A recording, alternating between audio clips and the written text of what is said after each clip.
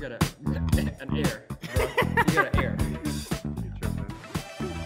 Hey, it's your boys. Welcome to Quick Sixer Podcast. This is Season 2, Episode 16. And we're at Arrow Lodge Brewing with a couple of the homies at Arrow Lodge Brewing. Can you guys introduce yourselves, please? Yeah, my name is Victor Linares. And I'm Michael Rubio. Cheers, guys. Yeah. Cheers. So you're ready? Yeah. Ooh, yeah. You good. So, What's this first beer we're drinking? First beer we're starting off with is our Kolsch. We call it our Kirby Kolsch. Kirby's actually the name of one of my business partners, Andy.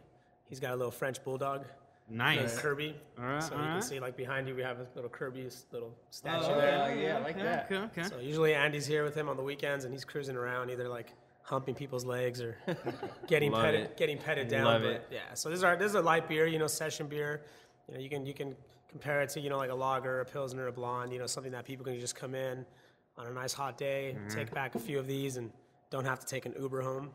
Yeah. No, for sure. This is, and we just had, before we started, we had one of these, and it was like, Oh, it's what's up. Very delicious. It's what's up. I could drink this all Yeah, day. there's that type of beer that I just want like in my fridge at all times. Yeah, you were mentioning, if a brewery can't make a good light beer, then they need to reevaluate themselves. Yeah, Yeah. I think for myself and like Amy, like our brewmaster, and even Mike, like I like to see, some of the dark stuff and the hazy stuff and all that's good stuff. But Yeah, it's fun. beer like this can have like no flaws, so you got to have it really be on point, flavor be on point, and Absolutely. any off flavors, you'll be able to tell real quickly. So 100%. Yeah. So, where do you guys want to start? Let's start with how the brewery was formed. Like who's in charge? Got What you. are we doing? Who's the brewmaster? Got you. So pretty much with a brewery, the way Arrow Lodge came about is my business partner Carlos and I. Yep. We opened Bread and Barley almost 4 years ago. So we got into the craft beer scene, and brewing beer was just something that we wanted to do from the beginning. And we were waiting for the right timing to happen. But I myself am not a brewer, but I knew that I would look and find someone that could be really good. So in just being open at Bread and Barley, we got to meet our brewmaster Amy Heller. Through our manager Travis at Bread and Barley, and he hooked us up with her one day, and we met her probably like a year and a half before we even opened the brewery. Okay. And really dug her and thought she had I just liked where she was at. We kind of had the same vision for a brewery, and she probably thought we were crazy. This ain't never gonna happen. These guys are just blowing smoke. But we kept working towards it, and Nice. myself, Carlos, and my buddy Andy, we all got together and made this happen. And here we are now. So. Like I said, Nice. me, Carlos, and Andy were the owners. Okay. And we got Amy Heller's our brewmaster. And then we Okay. got Mike Rubio right here, Amy's assistant brewer. And, Mike, something new to Mike. I don't think Mike ever thought he'd be an assistant brewer. But Very new. yeah, but Mike's kicking ass over here, taking names, and he's learning a lot from Amy. Nice. And so he's kind of going through the school of hard knocks. That's what's Yeah, up. I want to talk about Amy for a second. This is the first time we've went to a brewery where the head brewmaster was female. Yeah. And I think that's dope. Really cool. Yeah. Yeah. 'Cause It's super cool, yeah.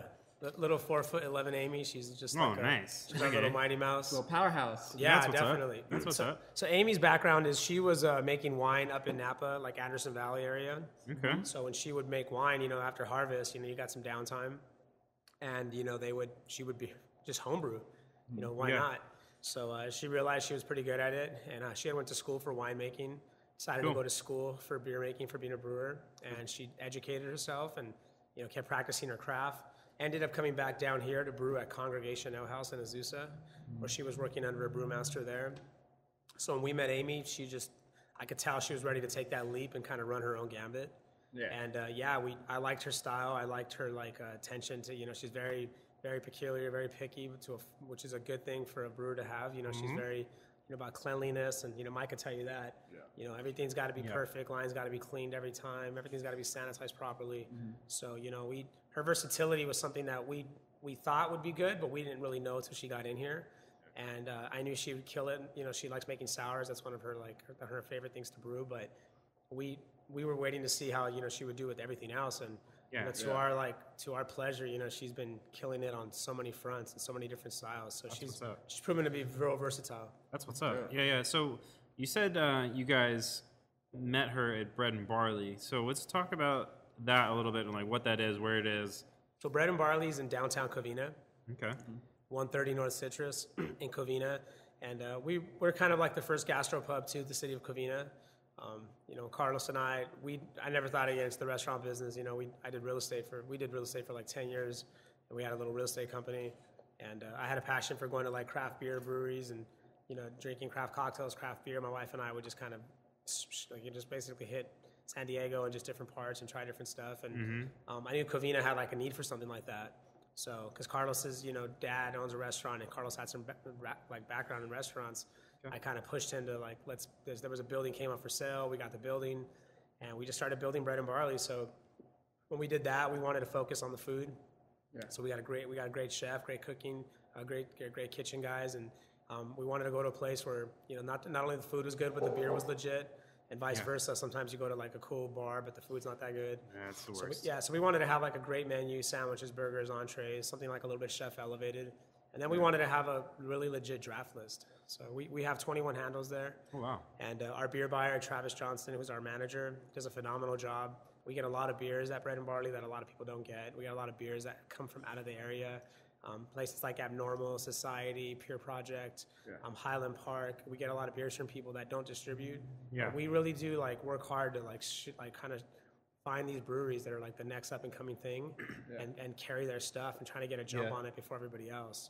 So our draft list is really important to us, to kind of be on point at all times. That's dope. I appreciate that. And that kind of inspired you to do this, right? It did because we opening Bread and Barley before the brewery was like kind of like the best thing that could have happened to us.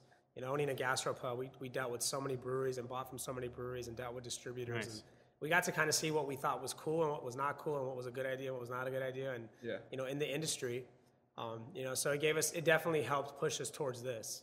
I don't think I'd have ever opened a brewery if I didn't open up a Bread and Barley. So that definitely, kind of propelled this idea. Nice. That's what's up. That's cool. And what? You moving on? No. You was gonna say something. And so now you decided like, hey, we have a gastropub. We might as well just go ahead and make our own beer for it, kind of thing. Definitely. Like, and we're not Bread and Barley will have some Arrow Lodge beers. It's not going to be filled with Arrow Lodge beers. Okay. At Bread and Barley, we want to keep to what we do, which is we rotate a lot of stuff. Yeah. Nice. So I always want to continue to rotate. I don't want Bread and Barley to be an Arrow Lodge tasting room. Mm-hmm. As you can see here, we built like a really warm, cozy tasting room that we're going to continue to grow. Yeah. And we wanted people. We don't want to compete with ourselves here. Yeah. So I always felt like the restaurant and the brewery were different feels. Yeah. And even though we're a friendly kid environment like at Bread and Barley, Friday night here you can catch like a dad playing Jenga with his son at the table. And just kind of hanging out, more of a relaxed feel. It definitely feels a lot more homey than like most of the breweries that we've stepped into. I think. Yeah, it's cool. I don't know, but is that what you think? Yeah, I think. No, I mean it's got this cool like lodge feel, but all the stuff is really like designed it's nice. It's like dope. If there was a fireplace in this bitch, I'd be like, that fits. Seriously. It's cool. We thought about that. Yeah. Are we roasting are we cooking some elk in the back? What's going on with? But that's cool though because you want to keep this separate from Bread and Barley, and that allows you to meet other breweries and meet. That's cool. That's super be inspired by whatever they're doing, Definitely. I think it's a win-win for everybody. Yes. Yeah. So I mean, like you guys get, home. I mean, you guys, Covina is like, not the closest to LA, and LA is blowing up with breweries right now. So like, that's super cool that you guys are, psyched. That's kind of like what we're doing. Like we're kind of psyched on that blow up that was happening down there. So that's kind of. We were talking San earlier. Diego, downtown, Orange County. They're getting their they're doing good things. There's some great breweries out there. I felt like the San Gabriel Valley had a great opportunity to really put this place on the map and put Covina on the map. Absolutely. And that's something that we're definitely striving for because we definitely feel like as a brewery that we're bringing a good product out to our customers and I think that I don't want to say this in a weird way, but we can definitely hold our own. We with all the breweries out there, I think we're doing a great job. And of course, I'm biased, but no, dude, it's not in a weird way. Just bringing an awareness out here, to people. Yeah, absolutely. And I mean, we appreciate it. It's close to us, so we're like, we appreciate it. We can get good beer anywhere close to us, and we're pumped about that. Before we get into the next thing, we're gonna go into the types of beers that you guys do. Let's get into this one that's standing out on the board. Oh, hold on. Stop being a baby about things. Goodness. Come on. Ooh, I'm excited about this one. I know it. Yeah. I know it. So, cheers, you guys. Cheers. Yeah, yeah. This is our Plum Crazy Berliner. This one's And Crazy rad. Amy kettle sours this Berliner, and she gets a really nice tartness on it. Beautiful Oh, yeah, color, catch that yeah. tart. Look at that. Beautiful I'm gonna aromatics. show every camera, all the camera. It's just her Berliners are like her kettle souring is so spot on. I refer to them as really pretty beers.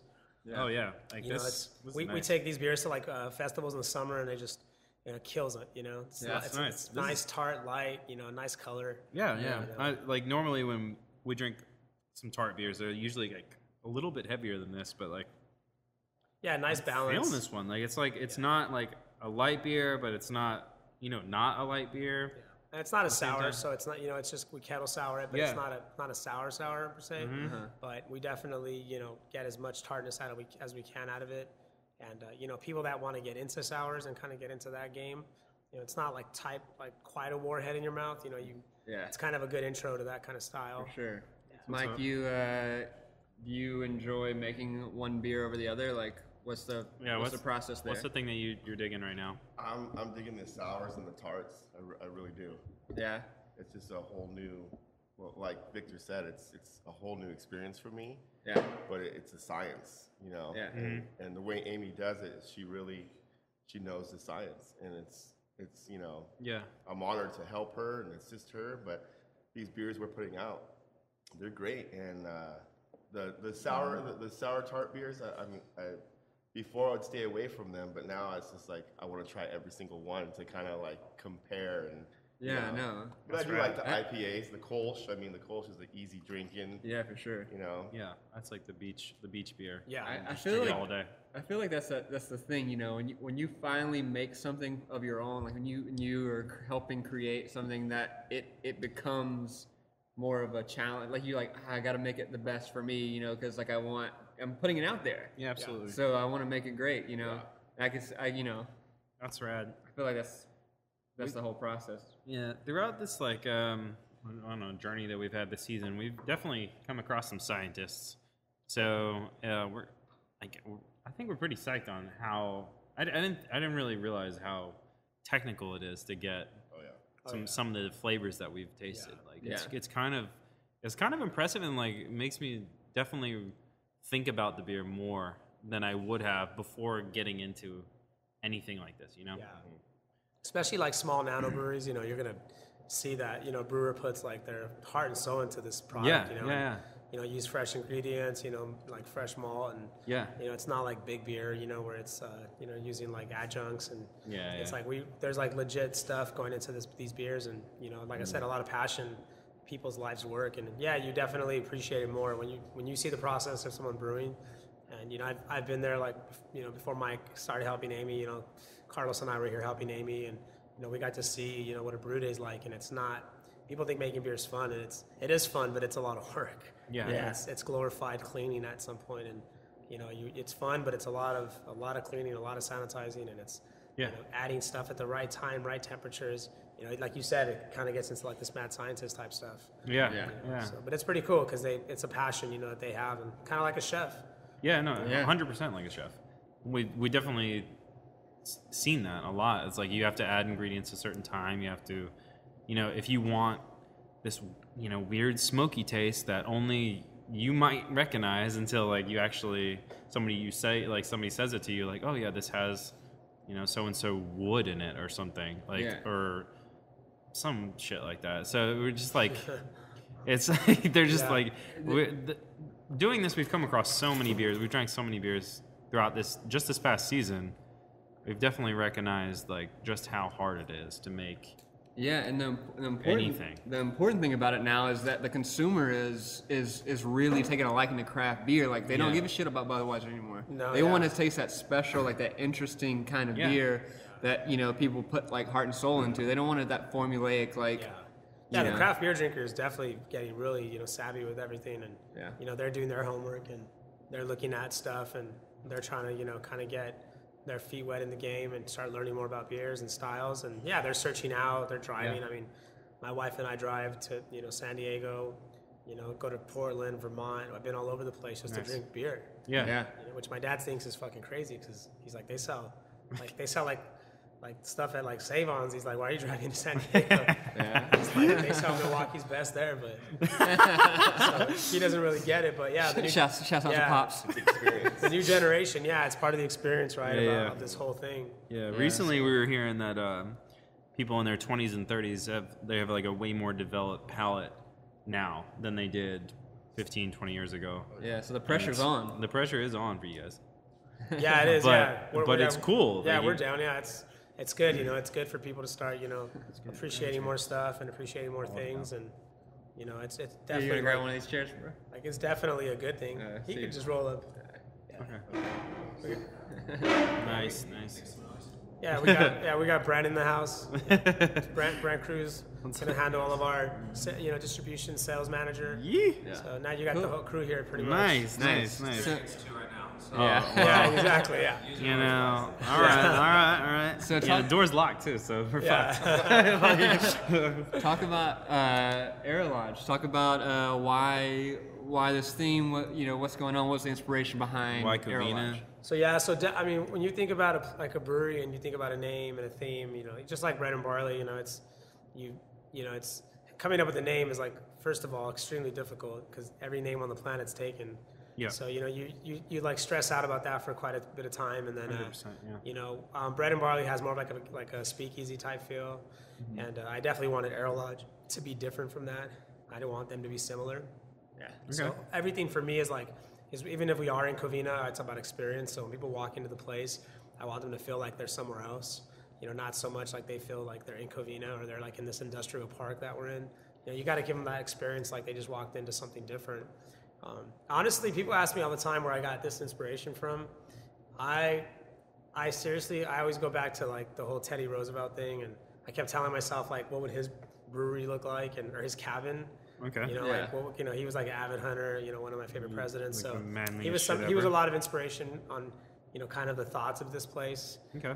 But not to say I didn't kick around a lot of different ideas, but I kind of always felt like that was like a warm feel, and I like to camp and do that kind of stuff. So just kind of I just thought it kind of fit what we do and who we are, and Michael's got the the beard. Oh yeah. Yeah. Staple. Yeah. Was it Teddy Roosevelt? Yeah. Was a New Deal, or is that the? Shut the fuck up. He did one of the Roosevelts did the New Deal, which was like this whole big thing that changed whole America. Yeah. Yeah. But this ain't a political podcast. Yeah, more like Teddy the Hunter. Yeah. Yeah. And then my partner hardcore. Carlos, he's from Reno, Nevada, so he grew up like hunting, and we got a big elk in here that his uncle actually Elk killed. is dope. So his uncle Terry, his uncle Terry killed that in 2002. So we went to Nice. Reno to pick it up. So it was kind of like something that we all kind of had a liking for. I dig it. Yeah. I dig it. We're gonna actually post a picture of the elk later. That looks So cool. you guys So get that's ready cool. for that. Yeah, just so you know, like wherever you sit, he's looking at you. Yeah, I know. Oh, yeah. Yeah. He is There's not sneaky a bastard. spot in I know. this place This yell. that you Yeah, can't he's gonna get avenge away his from, his death one day. He dresses nice too. I know. Yeah. He got that Guys. scarf. He did, yeah. He Scarf ready. on. He's so cold. My sister-in-law made that for him. Yeah. I like that. I like that Right? scarf. That Actually, looks I'd good, fuck with yeah. that scarf. But anyway, you guys are expanding. You said earlier we were talking bullshitting earlier, and you said you're expanding here, and are you? Yeah, we're expanding over another building. We have our 15-barrel system coming right now. Right now, we just brew on a small 1.5 Okay. system, but we got a 15-barrel premier system coming with 4 30-barrel fermenters and 2 15-barrel fermenters. Once we do that, that's going to change a lot of things. Right now, we only open a few days a week. We don't do crowlers or growlers. No bottling, no canning, none of that stuff right now. But as soon as we get that system up and running, which we're hoping like by middle of summertime, everything will be out. And at that point, that's going to change the game. We're going to have everything out. And, Brent's going to take our sales team, and we're going to start, doing basically, selling to bars and, liquor stores and restaurants. Nice. Putting our beer in the right places. And, so at that point, now we're going to be off to the races with our growth. Yeah. Kind of that's waiting what's for up. that thing to get going so we can move. Yeah. Yeah, that's what's up. And What? what's next? Oh, we're gonna talk about the theme of just how you came up with this theme, we talked about it a little bit, but like this is like definitely not what I think of when I'm in California, like a lodge type of deal, unless I'm like you're a Big Bear or something, Yeah. like basically near LA, you know? Yeah. So like did you have something in your past that like this came to mind? Like this doesn't seem like something that would come to mind. That's what I'm saying. No, I mean, it's like I said, just on that, like I said, that Hunter's Lodge, type thing is what I kind of stuck with, that camping theme. Yeah. And, California definitely, you don't initially maybe think camping, but even though there is a huge, there is a big market for that here. Yeah. And being close to LA to me is just even cooler because now we really take people out of their element. Yeah. Like how did that stick with you though? Like what made that pop in your brain? Because I don't know anybody else that would be like, oh yeah, I can't, like a lodge theme. Yeah. Well, I mean, I guess nobody else is doing it really, because like. Well, yeah. Definitely. I think like being unique, different, right? Like trying to like come up with something. Definitely. I definitely didn't want to. I've been to, at least 50 breweries, and I definitely didn't want to. I wanted to do something a little bit different. Yeah. I mean, it's definitely got a different feel, which is important. I like it. I said, I felt like the whole cabin, the whole camping theme, and it's a warm feeling. It is. People enjoy doing it. 100%. Usually you're on vacay, you're kind of chilling out. Yeah. Camping and drinking beer go hand in hand. And, that's what's up. Yeah. I think it fits the whole, our whole, especially like our staff demographic. I think everybody can dig it. Brent's a camper too, so it's like I think we can all kind of feel the, the antlers and all that stuff in the mountains, and it's just a cozy feel, I think. Yeah, for sure. 100%. So going into like coming up with the beers, do you guys create the names, or does Amy like this feels like a whatever? the name stuff is like we throw the names around. I mean, I'll come up with the name. Brent come up with the name. Like our marketing guy Brian. Cicada, he's really dope, and with our branding, so it's like we really put it out there. Like Amy totally puts it out there. Like with Kirby, like I said, that's Andy's dog Kirby. Mm-hmm. Brent came up with like Plum Crazy, Clayton Kerr Hop. I came up with that. But then like Aromatic and Popular Demand are Brian's names, and we have a lot of different names. Pale to the King. Pale to the King. Yeah, Strictly Business. That's like a hip hop reference. We have like 4 beers that are like Mojo So Dope was a Kid Cudi reference. Me and Brent are like early 90s hip hop kids. Yeah. Wu-Tang Tribe, like we love all that stuff. So, Carlos always makes jokes. He's like, is this like a hip hop brewery? I'm like, well, I'm gonna pick things that are our passion. So we just have fun with the names, to be honest. And even the beer styles that we're making right now, because it's a small system, it's like, Amy can really just kind of swing for the fences and mess around. And even when the big system comes in and we make some of our core beers, she's still gonna have that system to really fuck around with and just have fun with and just make cool one-off shit for the tasting room. That's what's up. Yeah. Let's go to this third one. Hold that. Yeah. So the name thing, like I said, just strictly whatever we feel like doing. Yeah, definitely. That's dope. All right. Cheers. So, cheers, guys. Cheers. Yee. Brent. Yeah, you gotta get some beers. I was gonna say, I don't want to drink the whole thing. Smell that one. What is this smell? Still going to the still hitting the gym later, dude. Talk about this a little bit. Very aromatic. Go ahead, Mike. Yes, this one has Amarillo and Citra. Okay. Yeah. Yeah, this one. I get some like lemon out of that, and Lemon. Yeah, there's definitely some citrus. the aromatics are like something we always talk about with Amy's beers. Like she's just always spot on with her nose, man. I mean, the aromatics are always great on her beer, and which is important, right? I mean, usually, 100%. It's like you're gonna smell that beer before you taste it, so it's nice to have that, those good aromatics on that. And she's really good at nailing that. Yeah. Nice. Not overly bitter. It's like one thing I can say about our beers is balance. Yeah, everything's really balanced. So Mike, really food friendly. Victor was saying that you didn't expect to be doing this. What were you doing? Like, what happened to lead you to this? Well, Brent introduced me to Vic a couple years ago, so I've known Brent for 20 plus, maybe 25 years, and I was wrenching on cars at Ford for 12 years. I was a carpenter for 6 years. I also did. I also worked as a cell phone towers, so climbing 400-foot towers. So it's a little different. Yeah. So he got me in here, pouring beer at first and helping out, and then with my mechanical, I'm really mechanical. So Amy's like, "Hey, you want to help?" And I started helping. She just liked how I worked, and you know, and they just got me into this and started learning the science. I'm like 100% whatever I do, so it's good. Yeah. Yeah, it's all good. Yeah, I have that thank you card coming after a year.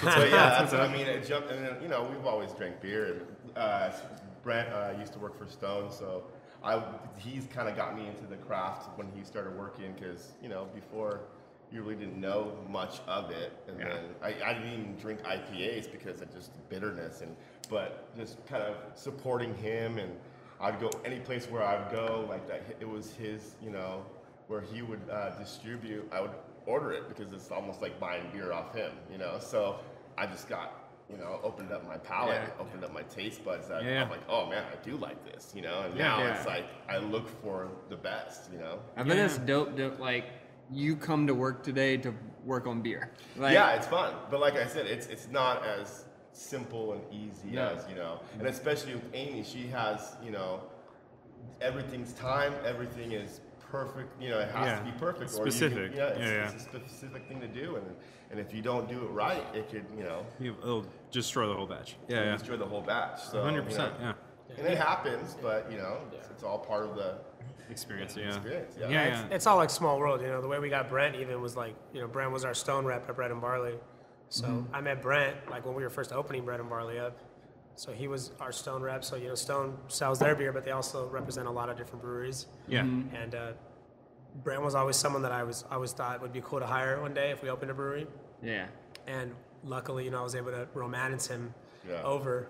But, you know, Brent's been in the industry for a long time, and you know, he's working for Stone. He got to see like the whole different side of the industry. Nice. You know, those guys are like some of the, you know, kind of forefathers of the heavy hitters. Yeah, San Diego County. You know, it's like Stone's been doing it for a long time. Yeah, so, for sure. You know, Brent definitely learned a lot of, I think, cool things from Stone, and you know, now we're excited to get him going on the sales front for us, and you know, kind of picked up some cool ideas from Stone and picked up his own cool ideas along the way, and kind of go from there. Yeah. Everyone talks about their IPAs, Stone's IPAs, like praises them a lot, saying that they're some of the best in LA. Yeah, they've been doing it for a long time. Yeah. Or not LA, California. So a lot of competition out there now. 100%. But I mean, people always say like, oh yeah, they have a good one. You know, these guys that are killing it. When they talk about Stone, it's always like, oh, their IPA though. You know. So you guys, how long has this been open? October. We opened October. The brewery in October opened. Oh shit! Really? Have you already started getting customer feedback on what kind of beers they like over the other ones? Like you got some really good ones. And we'll let Brett chime in on that. So also in the tasting room. Yeah, we get a lot of really good feedback. I've had a lot of really cool people come in here, which makes it really fun to work here, right? Yeah. I'd say our most requested back when people love the milk stout that Amy and Michael put out, and they do a lot of variations with it and play with it a lot, where they just make it imperial or adding different coffees, chocolates, spices, you know, cinnamon, some chile. Nice. We did a cardamom one. Yeah, that was legit. Whether it's on nitro, CO2, right? So we get a lot of great feedback. So this blew, because small system, the beer goes quick, right? Yeah. Like, sorry guys, this blew. Oh man, I was here last week. Well, you know, sorry. Yeah, Sorry. When's it gonna be back? Because I like this one. Or what about that one, right? So milk stouts in general have done very well. The hibiscus goza, people basically demanded that back. Yeah. It's just a beautiful color on that. Nice light pink frothy head.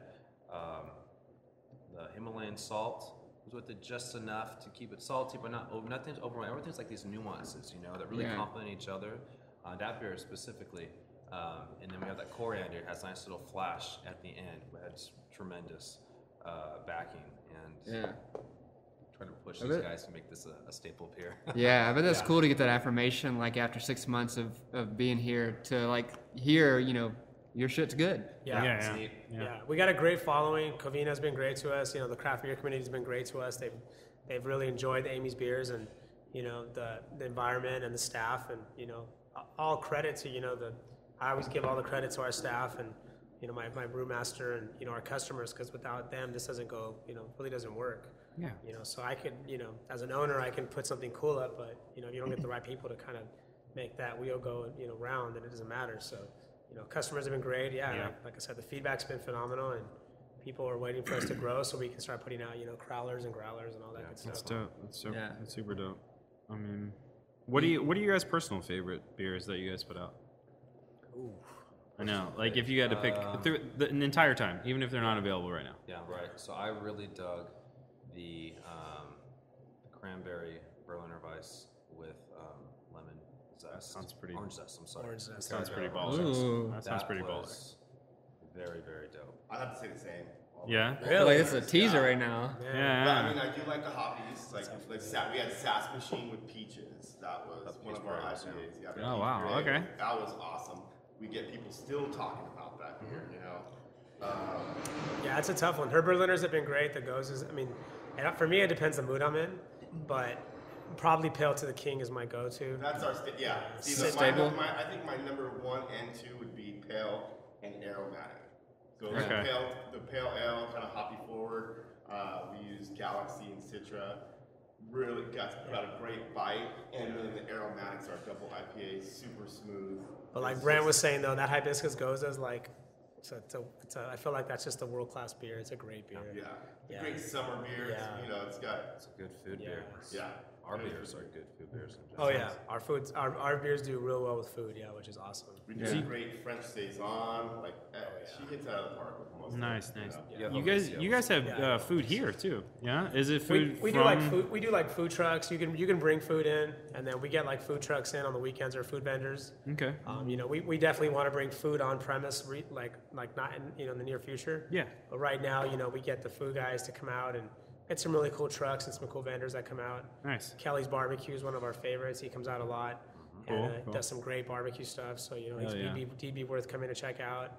And we've had some really cool vendors here. And like I said, we'd eventually like to get our own food on premise. It's important. People definitely want to eat. Yeah, people dig it. Yeah, I mean, yeah. What have you learned from going from a gastropub to a brewery? Like, I'm sure there's a whole different process as a businessman. Yes. You got to figure out how to sell a beer, instead of selling everybody else's beer. Yeah, definitely. Yeah, I would say that's one of the riskiest things with the gastropub. We can carry all the hot new beers, all the cool new stuff, and with the brewery, you have to be the cool stuff and the hot new beer. It's definitely a different side of the market. I definitely we buy people's beer, but me and Brent have walked into accounts with a growler of our beer, and now I'm on the other side, or now I have to sell it to a beer buyer, which is not. Brent knows that world, but you really do appreciate. You get to appreciate the rep and the salesperson for the breweries. You have a whole new respect for them. That obviously I've always respected them, but it's just a different feel now. And I'm a salesperson by nature, but so I like that stuff, but it's definitely a different feel. Because like I said, usually they're coming in to kind of court me. And now me and Brent are going in, and it's like, Brent and I think I don't know if it was, I went in with Amy or you to Eureka one time, and it was the weird feeling. It was like, dang, I gotta walk in there now and pitch my beer. And that's kind of a weird thing, but it's fun, dude. This is a fun industry, and we've gotten to know a lot of people, definitely with Bread and Barley, and we've gotten to support a lot of brands. A lot of those brands own restaurants, and I'm definitely going to look to them now. Like, hey, dude, where's my love now? But, absolutely. I think at the end of the day, the beer speaks for itself, though. Yeah, Brent, you want to expand on that, on like being a sales rep for this?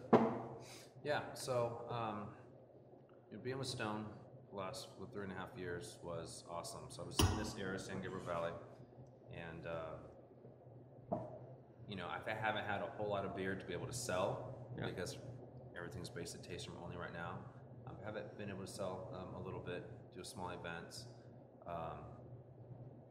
It's been neat. It's been different. There's a lot of seeing old friends and going down downtown LA and seeing new faces, and that's the really exciting part. It's like, hey, I'm a new face. You're a new face. This is a new beer for you. You know, type thing. And people get excited. People want to try something out. Mm-hmm. And what's really neat is the response has just overwhelmingly been very positive. People it's kind of been a tease, so it's been kind of a weird approach. Like, hey, here's some really rad beer. You can't have it, but here, this just kind of break bread, drink some beer, enjoy it, and then you go on with your day, and we'll just touch base later when I can sell you beer. And they're like, oh yeah, cool. And it's like, they don't have to put a wall up like I don't want to buy beer and this and that, whatever like that. Just like, oh yes, just enjoy beer. I'm like, wow, this is really quality, fun beer. I'm like, yeah, this beer is a lot of fun. Yeah. And people like tell me when you guys are ready to roll, I am ready to buy from you. So it's been really, and that's, I mean, in this little tiny bit, I wouldn't say it's been easy, but I've always walked out of an account with a smile on my face, but like, yeah, okay, that was cool. Nice. You know? When you go into so you sold beer, or you're buying beer at first, right, for the gastropub. Is it the same people that you're dealing with when you're trying to sell it? So you can walk into like a meeting with the same folks, like, oh, this time we're actually trying to sell it to you. No, it's completely different. Okay. Where we would buy beer from the sales rep, now we're going into a bar or a restaurant, having to deal with either the manager, the beer buyer, or the owner. Oh, okay. So these are people that we've never met before. Okay. So yeah, we were buying from Brent when he was a Stone rep. He was dealing with us, with our manager and our beer buyer. Yeah. But yeah, now we're dealing with a whole different, animal. Yeah. Like I said, something Brent's familiar with, but for us, it's completely different now. For us, it's kind of a game changer. Is it kind of scary going in? Like, how do you approach that? Like, we're coming. No, I'd say maybe like scary, like Care Bears. Like I don't. Yeah, like this shit's fun, dude. Like this is this is what we. No, love. it's great. It's great beer. This is what we love to do. I mean, this is a contact sport. You got to meet people. And 100%. Yeah. For me, like I love that. Like I've been, like I said, I've been selling my mom since I was a kid, right? Like I need those pair of Jordans, but so for me it just comes naturally. For Brent, it comes naturally. Yeah. And Brent's approach, because I've seen Brent sell, is so different than a lot of reps. Yeah. Brent has more of the mentality of I'm gonna make a 5-minute friend and let the beer do its thing. But Brent's, for sure. Brent, I can tell you right now, Brent, a lot of the people he sold beer to are his friends, and they come to his house and chill and hold his baby, and it's like, that's what's up. because and that says a lot to me. That said a lot to me when I wanted to get Brent over to the lodge, because that tells you a lot about the relationships he makes. Yeah. So for me, it's just a people business. I don't even like to put sales in front of everything. It's just we're getting to know people. It's fun. I'm bringing you beer to try. If you want to be like mean about that, then jump in a fucking lake. Like we're just being cool, No. And a lot of this attitude as well, at least from my perspective, is I want to help business grow, right? Yeah. And selling a quality product is definitely going to help that other person's business grow and bring in quality people as well. Yeah. So not like, hey, I'm doing you a favor by offering this to you, right? Yeah. But there's some of that, like, hey, dude, like, we can be brothers in this thing together. Like, I'll do well when you do well, so obviously I want you to do well, right? Yeah. It's a long play, right? And so I think they kind of see that approach, and it's like, dude. Yeah, and we appreciate the accounts that want to show us love and bring us in, and we owe it to the account to give them a good product, that their customer is going to enjoy and they're going to be able to sell it. The last thing, the last thing you want, is, your beer to go to an account, it just sits there, on the line and no one's drinking it. Definitely. That kind of answers my question, which was going to be, why Arrow Lodge? Why did you, decide to back and rep Arrow Lodge? Yeah. Just quality beer. But if you want to expand on that. Well, it was even before the beer. I mean, Vic and I have had a good relationship even before B&B opened up. I was in there with Stone, and then we just hit it off, and we've always pretty much had the same outlook on a lot of things: beer, some business outlook, service, and which is big for me when I was in the restaurants for years. Yeah. And just very service driven, very customer focused, like generic but customer centric. It's like, no, take care of their needs, Check your ego at the door. Yeah, they're gonna piss you off or say something stupid. Yeah. They may not mean it. You had a bad day, they had a bad day, whatever. Just get over it. You're not that important, Brent. And then, focus on them. That's basically what it is, right? Yeah. And so Vic has a good part of that mentality as well. So we just see very much eye to eye, and this is something that's been in the mix for a while. Yeah. It's something I've wanted to do. I was honored that he thought of me. And, there's a lot of healthy pride behind this. Okay. And working for a friend even more so makes me want to be like, okay, let's do this and do this right. You know what I mean? Yeah, you don't want to put out some shitty. Yeah, I mean, I've got my livelihood. I've got my bud's livelihood on this. Yeah. We're selling beer. This is an amazing opportunity just to be in this industry. This is stupid. It's a family thing. It's a family vibe. Yeah, exactly. That's cool. And you need to work with the homies. I think the most important thing that Brent and I both really understood, like above all, was that we both agreed that Wu-Tang Clan ain't nothing to fuck with. Absolutely not. And that was stupid important. Absolutely not. Yeah, that was important. So that's a common key. Common life choice. Yes. You know what I'm saying? We share that. We share that value. Common mantra. Yeah. So that's what you agree with that. We're off to the right foot, dude. So speaking of mantras, let's go ahead and hit this fourth tasting. Cheers. What do we got here, boys? Oh, This one's just a lush. No. That was nice. No spill at all in that. Yeah. Look at that. Woo! You caught me on a good day. Cheers. This one's the Hobler Man. Yeah. Okay. Talk about the Popular man. Go ahead, Mike. No, go ahead. You're right there. No, you help make it. Come on, buddy. Mike's shy. So that's kind of shy. This one has Nelson, a little bit of Centennial, Okay. just a single IPA. Yeah. To me, I get a fruity taste to it. It's really There's something that deep in that aftertaste. Yeah. Those New Zealand hops are awesome. those New Zealand hops, which she wanted to try something a little different. She likes to experiment with different hops, and that one's actually delicious to me. Yeah, no, it definitely it's very good, very good. You used the word good work. Brett, to describe the beer from like the Nelson hops. I'm trying to remember the word you used, but it's like the way you described it was pretty spot on. Not herbal, but you kind of said it was like a little. Well, it does have like kind of like it's got something. Yeah. It's definitely. I don't know about you guys, but with IPAs, like I don't mind it when it gets a little warmer. Like you definitely feel you get that taste. That's what comes with the good beer, right, guys? Yeah, 100%. Let a Corona warm up and. Mess. Just might as well just fucking toss it, when they say like that they drink beer in Europe at room temperature, it doesn't mean like 80 degrees. It just means the beer is not it comes out of our cooler at about 38. Yeah. But they'll drink beer like at in the high 40s, low 50s. Yeah. That just shows how good the beer is. If the beer can get warm and you still get some new levels out of it and some good flavors out of it, I think that says a lot. Yeah. Beer gets. You can chug anything. A lot of the big beer brands, they preach like, they give you the beer like freezing cold, and then you chug it, and it's like, anything tastes good that way. Everything tastes good cold. Water is great cold. Fuck it. But a good beer, this has been sitting here for about 20 minutes, and you can still get some good flavors out of it and still tasty. So Amy was big into sours, making sours, brewing sours. You guys are expanding to make sours, yeah? Yeah, we'll be expanding the room soon. We're going to get a sour program going, fairly quickly here in the next 6 months. Can you guys hit us with a preview of what might be the first out the gate? What are you guys thinking about messing with? Any flavors? I think initially I want to do like a really solid like tart saison, like a farmhouse saison. Oh, all right. Yeah, I think that would be like our first base beer, and then just kind of go from there. I love what like Hill Farmstead's doing in Vermont, and like Sante Darius are doing, and these guys are just doing some. They're really beautiful, light, crisp, but you get some nice tart on that, and I think that would be something we would probably start with initially. Yeah. Before we, obviously, you want to throw fruit in barrels, and we're going to get pretty wild with that, but we've always been about building like, before we put flavors on a beer or add anything to it, we always wanted to make a good base. Yeah. Like let that beer be solid as heck by itself before you add anything to it. Yeah.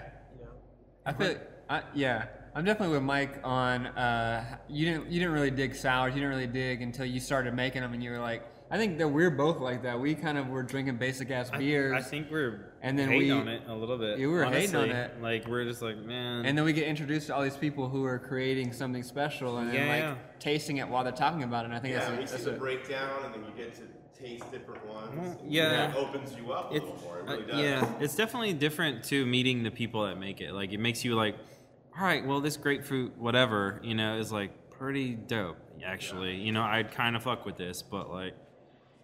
I don't want to like I don't know if I want to like spread that around, but like I have no problem with like saying like, oh yeah, this grapefruit IPA or whatever is amazing. Like go and fuck with this beer right now. So go buy their beer. Why basically what I was saying is that Amy's making sours. You guys are doing other shit now, and why? Like, what's the inspiration behind certain beers? Are you learning from like Stone? Are you learning from other breweries? Are you coming up with shit that you like? Like, what? I think it's a mixture of both, right, guys? I mean, I would say it's stuff that we like, of course. You got to, we want to brew stuff that we love, but I think having our finger on the pulse, and I wouldn't say Stone per se, but I would say just the craft beer industry in general. It goes through its phases right now, and right now I can tell you that hazy IPAs, barrel aged anything, and sours are what's out. That's what's huge. 100%. Yeah, you gotta listen to what the consumer wants. So we always want to bring our customers something that they want and try to put our own little twist on it. Yeah, with our personality. Yeah, for sure. Yeah, exactly. What do you? Oh, good. I was gonna say, what do you guys besides sours? Are you guys thinking about any other kind of stuff like wine aged stuff or bourbon barrels? Yeah, we definitely want to mess with the bourbon barrel aged stuff. Okay. That's for sure. I'd like to one thing we really want to explore is barrel aging in wine barrels. It's nice, man. It's been done for sure, but we want to expand on that more. Yeah. Amy being a winemaker. Yeah, that would be. She's got access she would kill to really cool stuff. She would kill it. I think we want to take some really cool wine stuff and some food trays and just kind of have fun with all that cool stuff. Did she go to that college in Sonoma County? There is one up there. She went to a college at San Jose State. San Jose and then Davis. In Northern California, I was just up there a few weeks ago. We talked about it on a past show, but like they actually have a few colleges up there that have full on alcohol making. Oh yeah. Like just down programs. the street from us, Cal Poly Pomona has a brew program.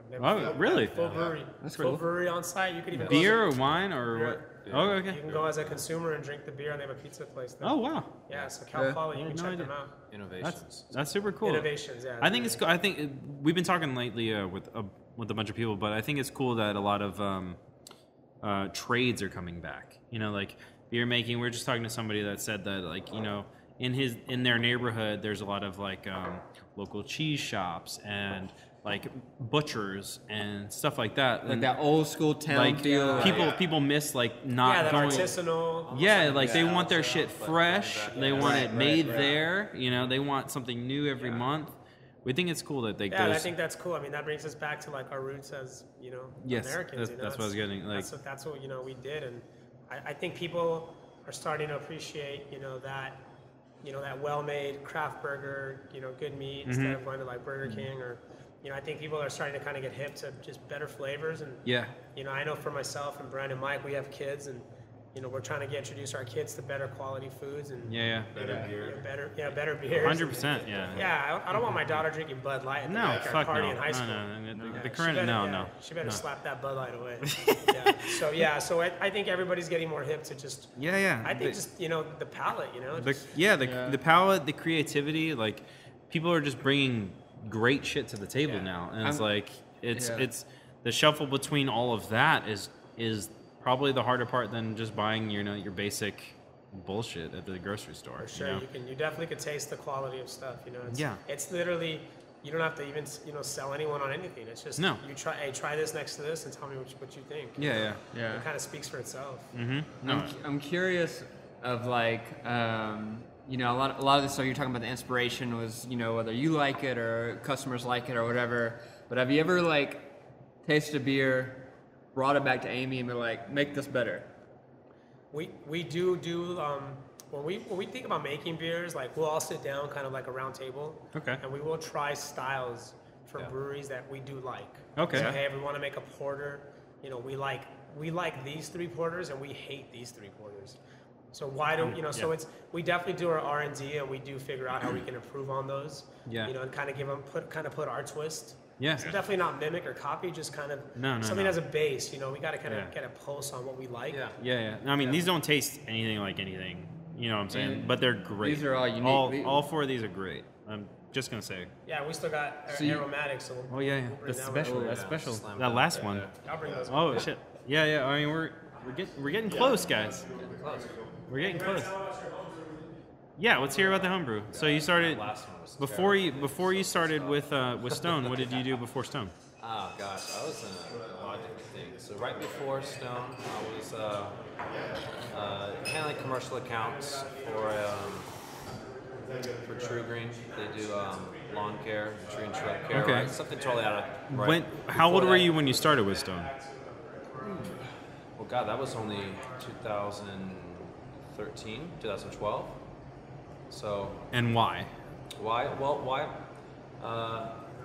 I like craft beer. I mean, I was drinking back in the 90s, late 90s, in high school. I was drinking decent beer, Full Sail, Sierra Nevada, kind of like, the options were very small back then, right? T-Cats, yeah. Because my sister wouldn't let me drink bullshit, She'd be like, no. She's a proper human. That's why. She's a good sister, right? Yeah. Exactly. Yeah. She's a good sister. I hope she gets good presents every year. Kind bud, not stress. Thanks, sir. And you're drinking kind beer. So I'm like, okay, good sister. And so I've had the appreciation. You go through phases, you just want to party in your early 20s. You drink some crap. We'll do another. If you get one more beer, it's okay. I'm just fucking with you. It's you? Oh, I'm just fucking. No, I'm just fucking with you. No, but I've been homebrewing with my wife now for about 6 to 7 years. Okay. So you're still doing it? Still doing it, yeah. Well, it's kind of weird though. Like when I started working with Stone, we get so much allotted beer that's like, all right, I want to spend X amount of hours brewing beer, which is still fun, know. Or it's like, or should I just go in my fridge and pop open a beer because I have a ton? It's like, well, I can pop open a beer, have it, and then just do that. So for a bit, I took a break, Yeah. And then I was like, go in my garage, see all my equipment. I'm like, I'm a terrible human being, Like this stuff is getting dusty. Like, what is wrong with me? And then, because it's a good. My wife and I would do it together. It's a fun project, Great projects, just like us cooking together in the kitchen. It's that, but it's just something that's Brent's taken, ladies, by the way. Oh yeah. It's off the market. Yeah, Sorry, ladies. ladies. Don't fuck with him. So let's get a little cheers on here because I got. Aromatic? You got dip? You got dip out the aromatic. Ooh. Cheers. Yeet. Bros. All right, so this is number 5. This is last on the list for today. So talk about this. Anybody who wants to speak up? This is a beer, double IPA, 8%. Ooh. So we're getting fucked up. Right? You could. Yeah. If you're drinking enough. You could. Nice tropical notes. Pretty well well-rounded. Nothing a specific tropical. It's nice. Fruit, I would say. There's also some citrus in there as well. It's Rice juicy kind of plays back and forth. Yeah, it's definitely nice. Finishes nice and dry. Aromatic in its own self. Kind of the play on the word right there with ARROW. Solid. It's a beer that when I first tasted it, when it was carved and we threw it on tap, she was right there. So what do you think? And I just gave her a hug. I'm like, this is the beer I want to distribute. I want this beer to represent Arrow Lodge, right? Yep. It's good, been man. a go-to. Vic mentioned earlier about Pale to the King being his go-to, which has been mine. Okay. But this is right there. I mean, this has a little more weight on the tongue than our Pale. It should. It's not sweet, It's It's not a whole lot of residual sugars there. It's a beautiful blend. It's definitely got bitterness to keep it clean. Like Michael's probably told you, I jumped in late in this. That our beers our hoppy beers are late edition hops. So it's not that punch in the face. Like, all right, who's got the biggest balls, and I can get this. This is nice. 120 IBU beer, like you can only pursue 100 of it anyway. But it's like, no, this type of beer, like we all said, our beers their beer personality kind of is our own personality as individuals here at the lodge. Let's have a beer that we can enjoy 2 or 3 of without even questioning, right? Yeah. And our customers, our patrons, same thing. They'll come and easily have 2 or 3 of these beers and enjoy the first as much as the last, and vice versa, because they're just pleasant. Yeah, they are. You can drink it straightforward and not have to think about too much. Like, oh man, this is a really refreshing, good beer. Yes. Bitchin'. Or you can be like, oh, a little warm, a little bit. We can kind of geek out a little bit. Hey, what notes do you get? Rap with your bud a little bit and geek. I mean, you can do whatever you want. It's a kind of it's a beer for anyone.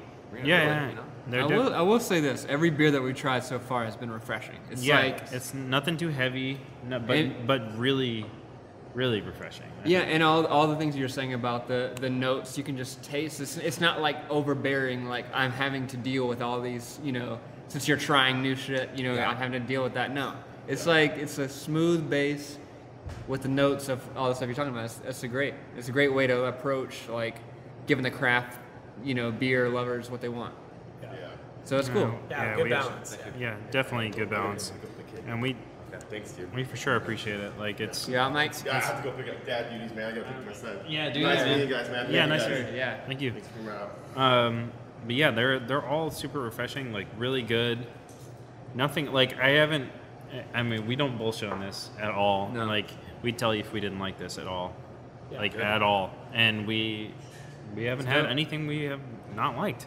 You know, I'm excited about these beers that you guys have been talking about. Like we're like, what the fuck? The Like ones I you want. missed, yes. I know. Like I want this milk stout joint you're talking about. You teased us, and we don't know if we like that, but we'll have to try the other ones when they come out. Seriously. No, these are what's up. Yeah, we're always changing the beers up, guys. Yeah, we even in tank right now, we got some new stuff coming out. So See that? See this tease? Shit's in house. All right, You know so what? Okay, let's talk. We'll do the last topic about your upcoming events, upcoming things that we can It's look not the forward last to. topic.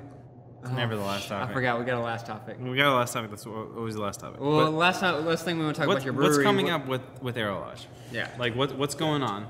Yeah, Let's hit us with the 5-minute future. the biggest thing is our 15 barrel system coming in. I would say that's our biggest thing coming up right now. Is we're brewing on a 1.5 barrel system, so we're about to go to a 15 barrel system. That's going to really change everything. So you're going to be able to see our beer at different, some of your favorite, gastropubs or craft beer bars, some of your favorite craft liquor stores. Nice. We're going to grow. You're going to be able to take growlers and crowlers out of here, and I would say that's in a nutshell the big thing that we have coming up. Is all that stuff coming up. We'll be at a lot of beer festivals in the summer. LA Brewers, the LA Beer Week kickoff. Fest for the LA Brewers Guild will be there, and we'll be at Sierra Nevada Beer Camp in Long Beach. So those are cool events we're doing in the summer, but I would say without a doubt the expansion. That's the big thing coming up. That's a big thing. Yeah. All right. Cool. You got anything for the consumers that come into your tap room? Like, do you guys hold events? Do you guys like? Yeah, we have different events sometimes. We get different people in here. We just did a cheese pairing event with Vagabond Cheese Company. Oh yeah. Yeah, we've done a donut pairing event with Grizzly Donuts out in Claremont. Oh wow. Okay. What up, Matt and Travis? And then we do we always have the food trucks coming in. So yeah, I'm working on a couple things coming up. I want to get like a chocolate or a cupcake pairing event. Ooh. With the beers. I'd like to do another cheese pairing event. That went really well. Some stouts or something. Yeah, maybe get some different stuff going on. But yeah, we're always keep an eye on our Instagram, Arrow Lodge Brew, and we're always posting all the new cool stuff that's coming out or the new cool beers that are coming out. Yeah, we got some summer merch coming out. So yeah, just keep an eye on the Instagram. Love that. All right. Cool. Shit, I don't even know. We're gonna go into our last topic. Want to get in the last topic? Got to. You introduced it. We usually. I usually introduce it. We didn't mention this, but our last topic is always the little things, and it's something that our audience likes. We talk about the little things in life that make us happy, whatever it is.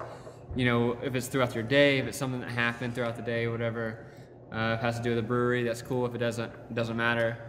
It could be a normal everyday act or just literally anything. I would say that's easy, dude. I would say that's for me. I'm lucky enough to have a beautiful wife and 2 beautiful children. So Sylvia, Adelina, and Maceo. Just see my family. Yeah, shout out, right? Shout out to the family. To my baby mama Sylvia. She into Wu-Tang too. Out there, she is. Yeah. That's why I married her. That's my dude. Yeah, better Wu-Tang concert. Yeah, can't marry her. That was one of the reasons I married her. Yeah, that or her booty. Yeah.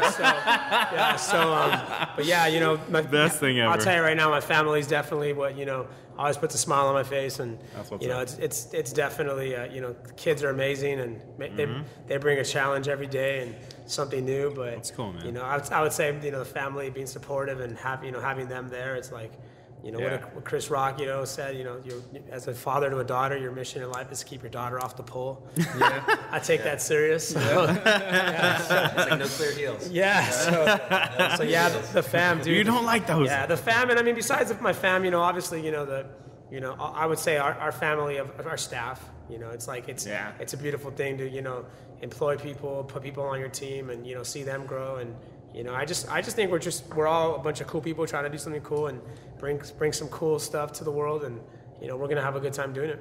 Yeah, sure. Yeah. Brent, you got something? Yeah, no, I mean, Vic, I've got a beautiful wife, Valerie, really beautiful daughter, Scarlett, and a baby on the way.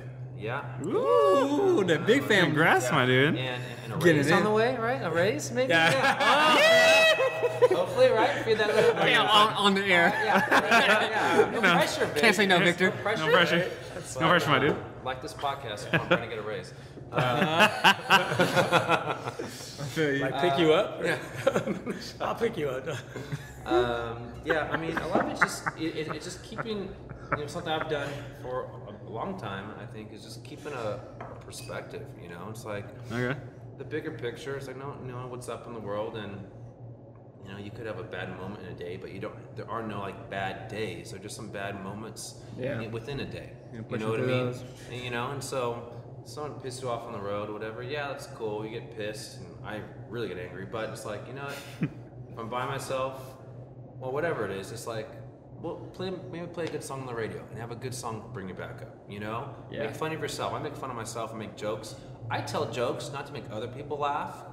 I just tell jokes to make myself laugh because that's what's going to help me out, what I mean? So I'm always joking throughout the day. It's just like, just take stuff light and easy. I mean, there are serious things, obviously, but things aren't as big, aren't as heavy as we make them seem in the moment because you look back in 10 years, one, you either forgot it, or two, it brought you to where you are now 5 years later, right? So that kind of molded you and made you because you overcame something, a trial or something like that, and now you're actually better off for that anyway, something you were cursing years back, right? So it's just kind of having that perspective. So just being lighthearted. So just like little things, Nice. Yeah, I like that. Yep. You're first this time. Ooh, all right. I'm on last time. So when I was speaking to you guys, you hooked up with your homies and you made something together. I think like that, like a good hang with the homies is my little thing. Like, cause you're right. You fucking have shitty moments the other day. A song pick you up or whatever. But like a good hang with the homies. Fucking drinking beers, good craft beers like from Arrow Lodge. Huh? I like that. Yeah. I think that's my little thing. It's like just hanging out, having a good time. Yeah. I think Stuck, boy. Oh, okay. No, I'm not Can't think, stuck. boy. No, I've been having. I didn't know you were done. Like you just like kind of fucking blinked it. You guys should hug. But anyway, my little thing I think is just creativity. Like people keep like all the stops that we've had. You guys are actually our last brewery stop for the season. So you guys are the last people that will be filmed for this season. But like just the creativity that we've come across, and creativity just in general. Like I was telling Drew not that long ago that I'm moving in Nashville in July, and like I was telling Drew, I was like, man, like creativity is like here in LA, we're both in the film industry. It's like I'm just not feeling it, man. Like the only thing that like gets it to me is the podcast, and like all this other shit is just like it's work, Yeah. And it's like I crave trying to do a new thing and visiting people that love the shit that they do, and like just innovating new things every day, like whether it be beers or like carpentry. Recently we saw somebody that carpentry was like their carpentry was sick, and I was just like, man, this shit is dope, like stuff like that. Just creativity on the everyday level is I think my little thing is like just being creative, like trying to find something new and creative every day, like to try to make yourself feel happy about the day. Like, oh yeah, this was sick about the day. You go home, tell your wife or whatever, and like, I did this today. This shit is rad, and I think that's my little thing. That's dope. Yeah. Good word. So, Arrow Lodge, where can we find you on social media? And all that Yeah. shit? Yeah, Instagram and Facebook. Facebook, Arrow Lodge Brewing. Instagram, Arrow Lodge Brew. Website, arrowlodgebrew.com. You can catch us on the internet, on the social media pages like that. Yeah. And where can we find the brewery exactly? We're on 720 East Arrow Highway. We're on Arrow Highway in between Grand and Barranca. Yeah. Pretty close off the 210 freeway. Yeah. On the left-hand side when you're driving down the road. Yeah. We're on the south side of the street. So North side's Glendora. like Siri told us, South like, side you're Seatown. here, and we're like, what the fuck? Like, no, we're not. Yeah. But Siri fucking up. I know Siri. I hate Siri. God damn.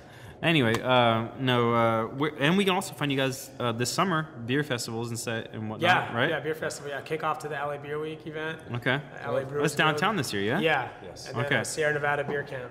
Okay, nice. Long And we're Strong excited beach. about this. It was a fun show. Thank you guys for letting us Cool, come man. through. Thanks, You yeah. know? Thanks, Pat. Yeah. So you can always find us quickcaesarpodcast@gmail.com if you want us to hit up a topic with anybody. You can find your bitch ass. Drew Pasley, DRWPASLY. PAT_ARTUS. Thanks. And thanks to Arrowhead. Cool. Thanks. Yeah, thanks, guys. Aaron. That's awesome. Yeah. Thanks. Wow.